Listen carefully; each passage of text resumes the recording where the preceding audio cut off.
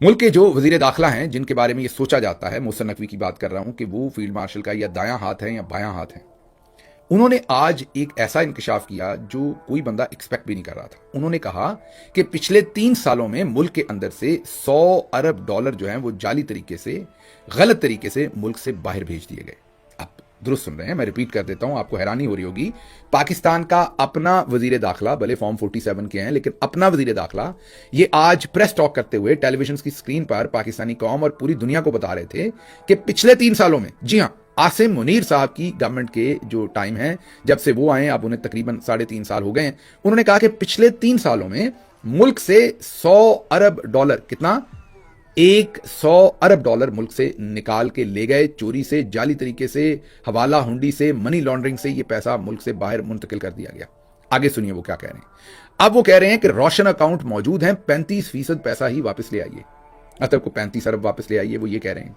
रोशन account कौन से हैं? रोशन डिजिटल अकाउंट वो हैं जो इमरान खान ने इंट्रोड्यूस करवाए थे। इनको ये समझ नहीं आती कि अकाउंट तो मौजूद है लेकिन इमरान खान मौजूद नहीं है, आप लोगों को ट्रस्ट नहीं है, वो किस तरीके से आपके साथ अपनी वो सरमायाकारी करें। बहरहाल आगे सुनिए, आगे कहते हैं चले 35% नहीं तो इस 100 अरब में से 10 अरब ही ले आइए वापस बजट से पहले। आगे सुनिए, यहां भी बात खत्म नहीं हुई। आगे वो ये कहते हैं कि कराची में अगर 1 या 2 बंदों को उठा लिया, कराची में अगर 1 या 2 बंदों को उठा लिया तो सब पता चल जाएगा कि पैसे कहां गए।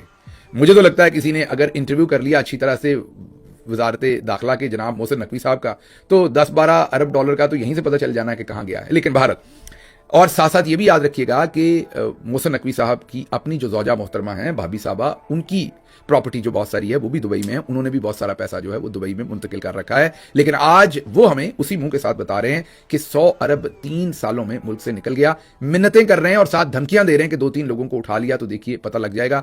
ना आपने उठाना है ना आप उठा सकते हैं, क्योंकि अगर आपने उठाया तो जिनको उठाया वो आपकी तरफ उंगलियां करेंगे कि आपका कितना अरब जो है वो बाहर गया। तो ये काम आपने कभी नहीं करना, आपने सिर्फ टाइम पास किया है ये स्टेटमेंट देके। पाकिस्तानी अवाम नहीं इस सारे मामले को भुगतना है। अब इसके साथ साथ याद कीजिए कि आसिम मुनीर साहब ने हमें बताया था कि 100 अरब डॉलर पाकिस्तान के अंदर वापस आएगा, वापस नहीं, पाकिस्तान के अंदर इन्वेस्टमेंट आएगी। कहां से?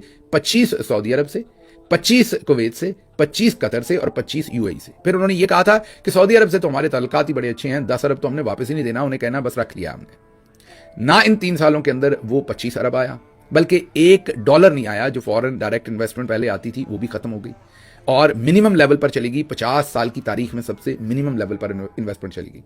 जो हमारे बॉन्ड्स के अंदर लोगों ने इन्वेस्ट किया हुआ था वो भी जो है वो अब मिनिमम है, फॉरेन इन्वेस्टमेंट सारी उसमें से फ्लाई कर गई है। अब लोकल लोगों ने उसके अंदर जो छोटी मोटी इन्वेस्टमेंट है वो रखी हुई है। तो 100 अरब जो आना था वो तो नहीं आया।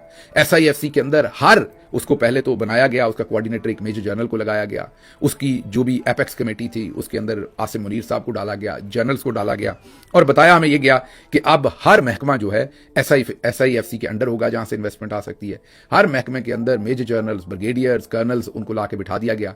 3 साल तक हमें ये बताया गया कि SIFC पाकिस्तान के अंदर इन्वेस्टमेंट लाएगी और अब निकला क्या बीच में से? 100 अरब डॉलर आने की बजाय 100 अरब डॉलर ही चला गया। हम नहीं कह रहे, मोहसिन नकवी कह रहे हैं। ये सूरत हाल आसिम मुनीर साहब ने जो है वो मुल्क के 3 साल बर्बाद करने के बाद ये सूरत हाल बर्पा की है कि 100 अरब जो आना था वो तो ना आया लेकिन यहां से चला गया। साथ ही